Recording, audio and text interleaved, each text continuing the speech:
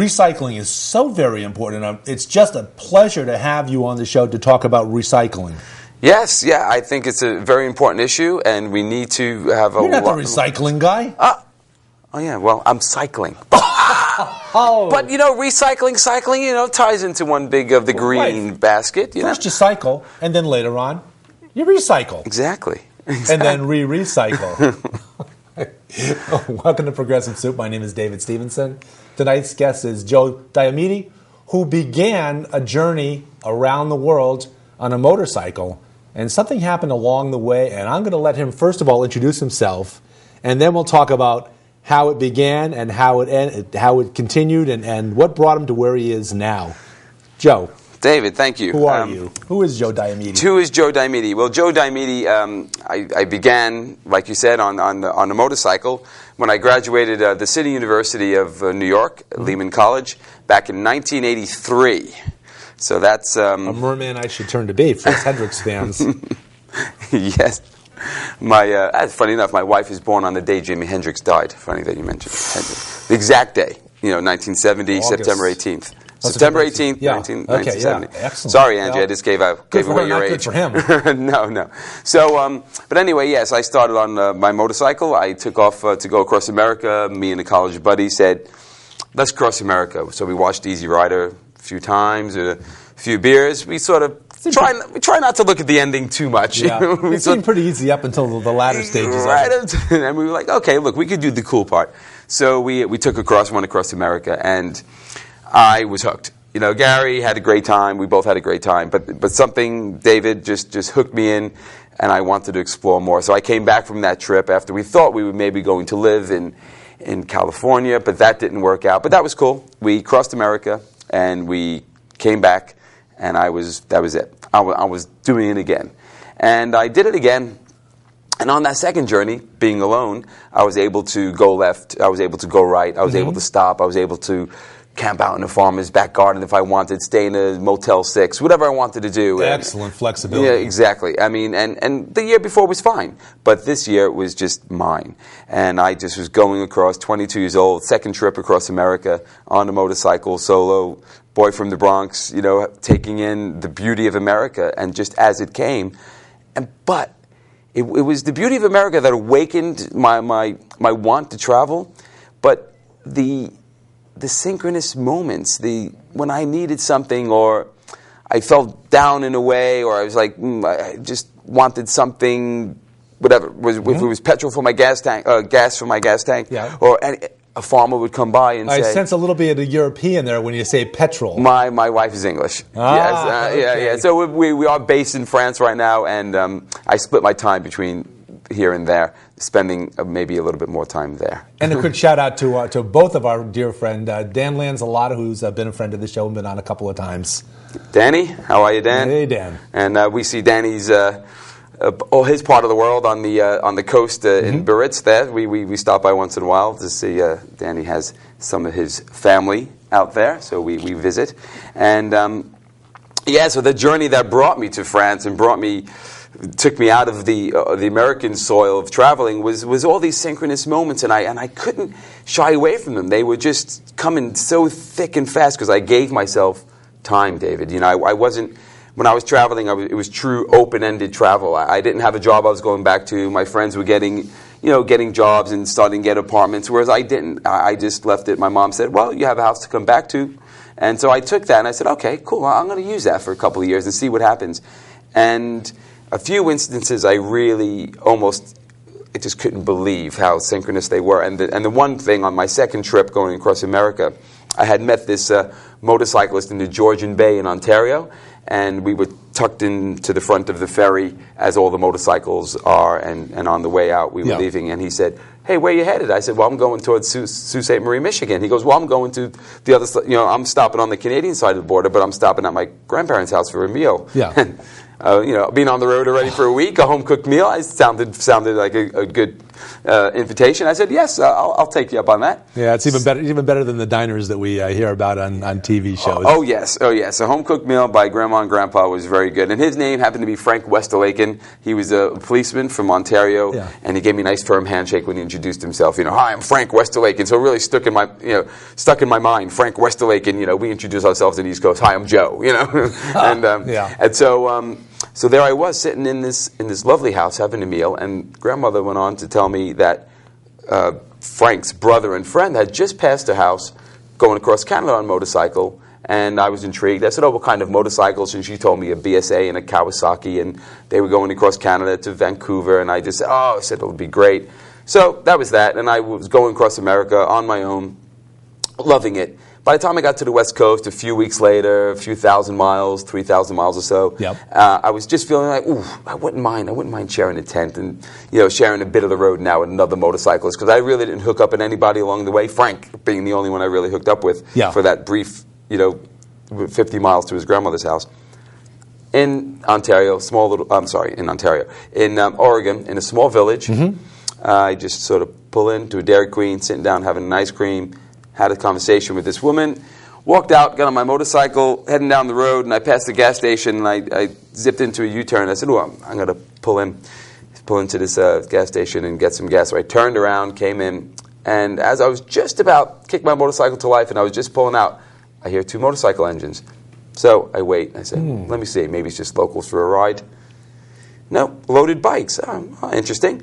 So I just kick back and wait. They give me a little nod and as they take the helmets off, and I nod at them. And then I noticed the Kawasaki and the BSA. It was like, well, could be just huge coincidence. 2 guys on a Kawasaki and a BSA. Yeah. So I walk around. They're filling up. I walk around to the back of their bikes.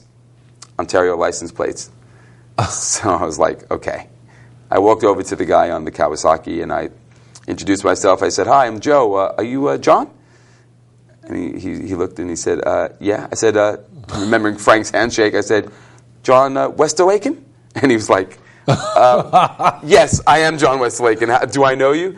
I said, no, you don't, but I had dinner with your grandparents and your brother about 3 weeks, 3,000 miles ago. And that, David, was just the beginning of all of these series of synchronous moments that I started to learn on the road to be almost the norm.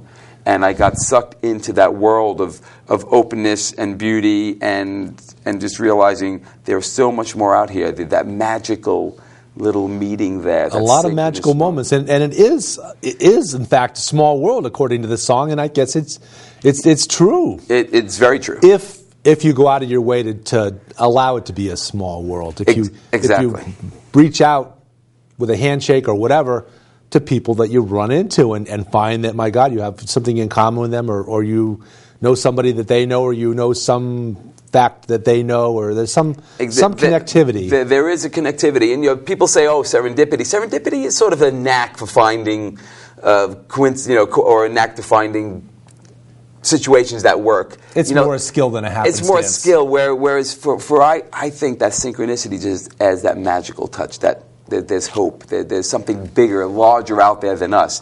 And I was learning that, and that was just my second trip on the road. And further on down the road, I found myself going across America a few more times by motorcycle. I even made a trip up to Alaska. Yeah. And I had, which some might deem a bad happening. I broke my wrist on a dune buggy in Oregon. Oregon was good for throwing things in my path to make me question what's going on here. Mm-hmm. And I broke my wrist and on the dune buggy, but I didn't let it. I just let it to be an obstacle, but not get in my way, something to overcome. And overcome it I did, and I wound up riding my motorcycle to California with my broken wrist, and I rigged up my motorcycle with a man in a motorcycle shop who was lame on his right-hand side from his stroke, so he knew about obstacles. So together there we rigged up my motorcycle so I could make it to relative's house in the north of California. And because of that mishap, I was then out of money. My third crossing from America, 23 years old. No money in California. I had to stay to heal, and after I did, I started working with a cousin of mine, who, funnily enough, was Danny Lanzalotta's first wife. So small world. There we go. And I've heard some of those stories too. So I kind of it's a little it tickles my funny bone a little Yeah, bit. so that was Danny loves to tell those stories. He loves those stories. Well, I show up in L.A. where he's just leaving because they're going through their separation, which would lead, of course, to the divorce. And I get to live with my cousin, who I grew up in my household in the Bronx, 3-family house together. Yeah. So now here I am again, broke in California. We're living together. And I meet some people from Guatemala, from Mexico, and they're saying, what are you doing? You've been across America, 7 times on your motorcycle? You want to travel?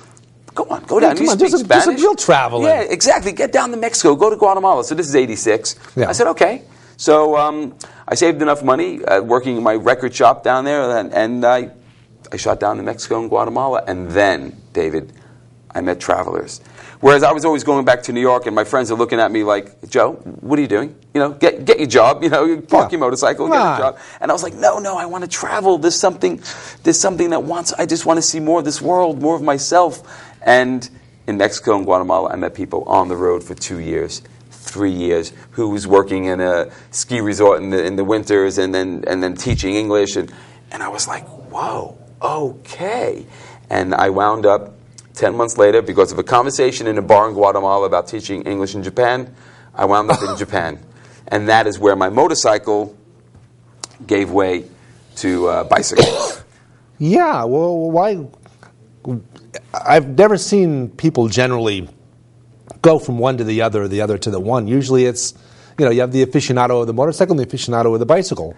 Yes, funny enough, the bicycle was always in my life. My first job was actually delivering meat around the Bronx in the old big steel wheel, solid. With the steel basket in the front, and that solid air tires. And that when I was 13, I was riding all over the Bronx delivering meat. So I always did have a love for bicycles. But yeah, motorcycle definitely took over in my college years and obviously my cross-country trips. But the bicycle just always lingered, and I wasn't sure. I was in Japan, and I wanted to travel, explore. I had my girlfriend that I had done the last crossing. I wanted to show the book while we're here. Cycles of a Traveler. This is Joe's book. Yes. Continue, sir. Yes, yeah, and I was on the back of a motorcycle of a friend I met, so I had a job teaching English, and I was ready. Had a job, had an apartment. I had my last traveler's checks. My girlfriend at the time, who I crossed America with on the motorcycle, she was in California, but she was going to come out, and we were settled. So I had $600, 1987. Yeah. 600. I'll get a motorcycle, and then when she comes out, we'll explore Japan together, just like we did on the motorcycle. But on the back of his motorcycle, when I was in Guatemala, when I didn't take my motorcycle to Guatemala and Mexico, I hitchhiked, and I was on buses, and just the slower way of traveling was very nice. But I did miss personal transport, but I didn't miss the speed of the motorcycle. In America, it's okay. It's vast. The Rockies take 3 days to loom up and find them, and they're beautiful. But America could take that. But in Guatemala, the small villages and everything would pass too quickly on the motorcycle. So I was glad to be hitching and walking and being on trucks that were breaking down every 10 or 20 miles. Now, Central America and Mexico, the only place I've ever been in that part of the world was Cancun for my honeymoon with my second wife, Diane. And we took the bus trip from Cancun down to Chichen Itza. Fantastic. And my first thought, traveling on this little hobnobby rural road and going through all these little villages and past all these little huts. You had a little hut, little house. You had a fenced-in yard, some chickens, goats, ducks, a couple of fruit trees. My first thought was, oh wow, these poor people. Look at them. They're here. They're where's the television? And I thought to myself afterwards, there's something to be said for that lifestyle. Yeah. Because it's very low-key, very slow-paced. It's predictable, mind you. Any job that involves farming and agriculture is fairly predictable. But there's not much stress, I don't think. The richness is, especially in Mexico and Guatemala, that first time there, the richness I found, the richness in the culture, the family ties. The extended families. The extended family and the time. Okay, they weren't rich in material things, but I didn't want to be either. So when I was there, that was another thing that sparked. It originally was the nature and the wonder of the Rockies and everything else. And then when I went to Guatemala, and as you, I saw that poverty for the first time. And when I crossed over from the Mexican border to the Guatemalan border, it was a lot of native cultures, native dress. It's a very big indigenous population, and the smiles were broad, and and then politically, I was awoken as well, because it was like, ooh, had America a lot to do with some of this, the war-torn... A lot of intervention. A lot of intervention in that the 50s part of the world. and the 60s and going on until the 80s was happening. And so that woke me up, and my political side was reawoken, my love of beauty, nature, people, so everything. So there I was on the streets of Japan now, feeling, yes, I want to travel. I'm in Japan. Motorcycle, sure, it makes sense. That's what I know. But on the back of my friend's motorcycle, my head was like craning every minute, because we were heading to the motorcycle shop from my small little Minshiku where I was living. But I wanted to smell the food that was cooking on the street corners and see the people, and we were zipping by, and then we hit the first traffic light, and he stops at this traffic light, and I was looking off to my right and just saying, oh, wow, how cool, look at that little road, little street. And he just, the light turns green, and he clicks into gear. And in Japan, it's on the left-hand side of the road, like England. They drive. Not many people know that, actually. They're surprised, because all the cars come out of Japan with the left-hand drive, but it's not all right-hand drive. So we were on that side of the road. He stops at the red light, just about to pull off, and I looked to my left, and I said, hey, Bruno, wait, what's that? And he said, oh, that's the local bike shop. And it was big, bikes hanging at all these different angles. And I said, wait, let's check it out. So he pulls into the parking lot. I walk in, David, and I was blown away. I looked at all these bikes at different bicycles at different angles, and I saw a mountain bike for the first time in my life. Flat handlebars. This is 87, mind you. Yeah. So they were just getting popular in the mid-80s, but I had my English racer that everyone did. And, and so I had never been in a bicycle shop, except for the occasional, tube for my racing bike. And I saw this mountain bike. It reminded me of my motorcycle. I took it off the rack and picked it up. It was lightweight, it was nimble, and it had these aggressive-looking tires. And I turned to Bruno and said, this is the way my life is going. Bicycles, Bruno. I'll see you. And Bruno, I'll see you Monday. He said, you sure? I said, see you Monday in school. So he took off, and I started talking to the owner, who luckily spoke a bit of English. And that $600 I had for a motorcycle went down on a bicycle. $600 in 1987. I didn't even think about it. Yeah. He showed me cheaper ones. I was like, no, they were heavier. The equipment didn't look as nice. And I said, no, this is the one I want. This is the one I fell in love with. It's transportation versus transportation. And I guess the after purchase costs are obviously a little bit less on a bicycle, because you don't have to buy petrol. No petrol. Exactly. No petrol in the tank. Yes. My wife would be proud. I'm throwing it. But yes, no petrol. And I rode home from that bike shop. I'm not sure if my tires hit the ground. It was heaven. It was that exciting. First of all, I get goosebumps right now thinking about it. I was in Japan. I was 25. I had crammed a lot in from university graduation to being 25 walking the streets of Japan. I was in Nagoya, not in Tokyo, so it was a provincial town, 5 million, small. Small town. Small town, yeah. And I was riding my bike on these streets, and the smells assaulting my nostrils, the street food, and the people bowing and looking at you, and you're staring at them as much as they're staring at you, and this cool little bicycle just doing it, being able to go from the bike path to the road. By the time I got home, I was hooked. Yeah. I said, this is the coolest $600 I ever spent. My first cross-country trip across America, there and back, was $800. Yeah.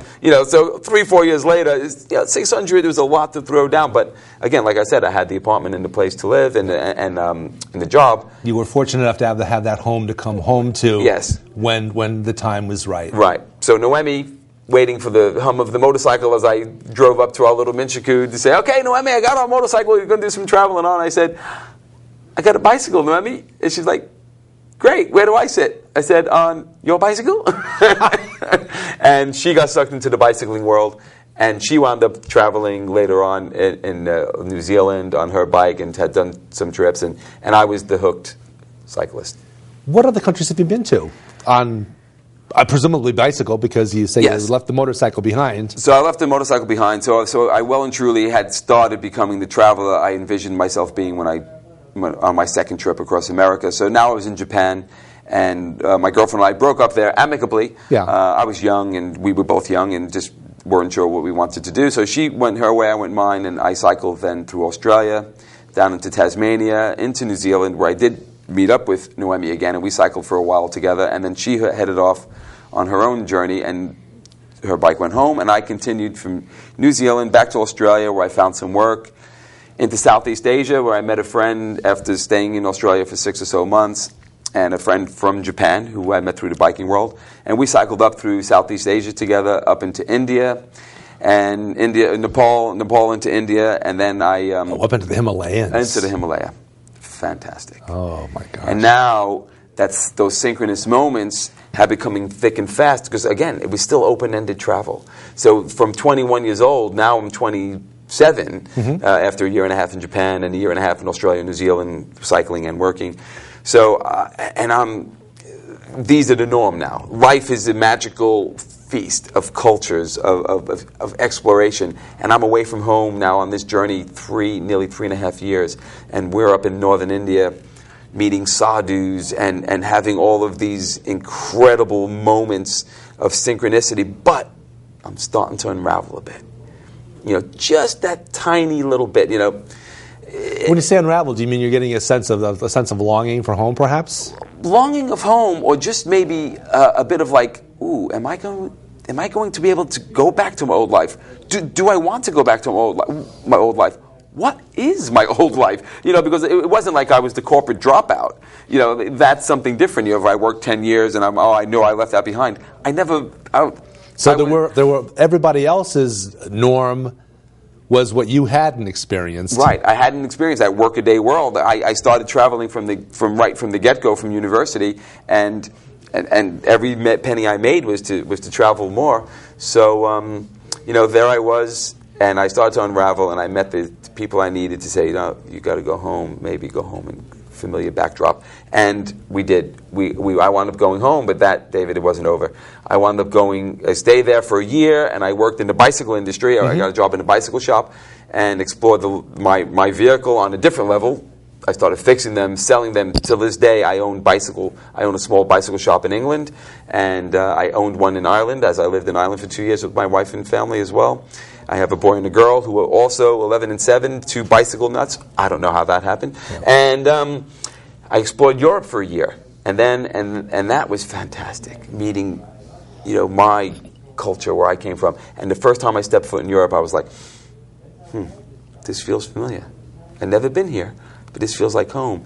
So really? Yes, and which is funny that home is basically France now, and I just felt at home, and I explored that continent along with a little bit of Northern Africa and Turkey, mostly on bicycle. I did walking through the Northern Africa, but after that year and a half of exploration, I came back and I worked, and I was going to head back to Europe again, but the universe had a different plan again. Different like my wrist had a higher purpose to keep me to keep me there and let me meet those Guatemalan and Mexican people who put me on a different path. Well, my root canal on the day I was supposed to fly to Poland canceled my flight, and I just pointed my bike west and I cycled across America.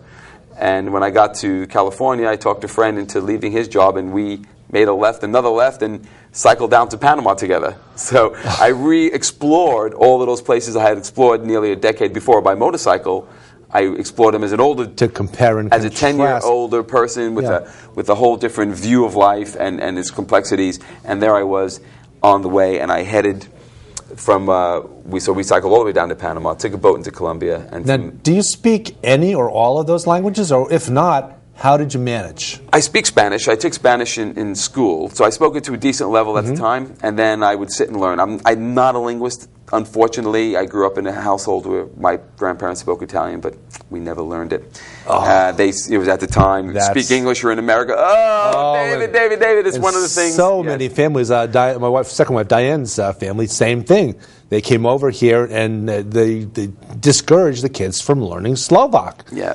And in retrospect, of course, they wish they had, especially when we went back to the Czech Republic and Slovakia in 2004, and didn't have, and she couldn't speak the language, but learning the language would be fantastic. Believe me, David. So all of you folks out there that are in America, first generation in America, learn the language of the country you came from. You will learn the other one. It makes you a smarter person. It makes you understand other languages. I never really understood English well enough, I thought, until I studied French and Spanish. Yes. and learned the roots, the roots and the conjugation and the different verb tenses, and the then subtleties of words. And then I understood and the structure of the language. Yes. Then I said, oh, I understood English so much better. Yes. Everything except for the spelling, although I'm a good speller, but yeah, we have strange rules. Well, Well, it's because English is a juxtaposition of all these other languages, so you get a lot of non rules. True. In our words adapted into English. Teaching English in Japan, it was the first time I was stuck with that. And how come it's not duff nut, but it's rough? I was like, just because. And and how come you say Gesundheit when people sneeze? Don't know. It's just what you say in New York. And then the German guy said, well, it means health in German. Yeah. Oh, right. So all these things you learn as you go. All these components and it of was foreign fantastic. languages. Yes. And so revisiting these places I traveled in motorcycle and car and hitchhiking on the bicycle was fantastic. Made it to Australia again, visited some old friends, and then on that trip, I continued on. And like I said, all the synchronous moments happening. Yeah. I made it into China, which I always wanted to, up to the Tibetan border. I met a girl in one of these highland villages on the Tibetan plateau, and she had actually seen me and this guy who I met in Hong Kong cycle in, and we saw the Western woman at this little hotel, and I talked her into cycling with me into Tibet, leaving her friends, getting a bicycle. My friend had to go home for a wedding, and that is my wife with 2 children to this day. I was going to ask because that's that romantic kind of segue into a relationship and when you meet just by chance somewhere where the likelihood that you'd ever meet that person is slim to none. My wife said it was so out of her personality to meet this guy from the Bronx. We took a hike together for 3 days, and I said, come meet and cycle into Tibet. She just thought, if I say no, I will regret this the rest of my life. And if I say yes, I might regret it as well. But I don't know if I'll regret it as much as saying no. And so she didn't realize she met one of the best bicycle salesmen around in the Northeast over here. So we bought a Chinese mountain bike for her, and we did for 6 weeks, fell in love. And I followed her back to England about a few weeks after she had left, because I was still in Western China. And yes, 15 years later, 2 children later, lots of bicycles in the garage later, bicycle shops and bicycles, everything. Here we are. Well, they're not here at the moment, but they're coming in next week. So that'll be fantastic. Gotta love stories. Yes, good love stories. And family. And the book. I don't know if we have time to say where the book was written for my mom. Her 80th birthday was 2 weeks. It was 2 years away. Yeah. I had all my journals. I didn't want to write a book, for my travels. It was for my own thing. But I kept journals, and we're done. Okay. Okay. This is Progressive Soup. David Stevenson, Joe Diomede. Joe Diomede. And good night. Good night.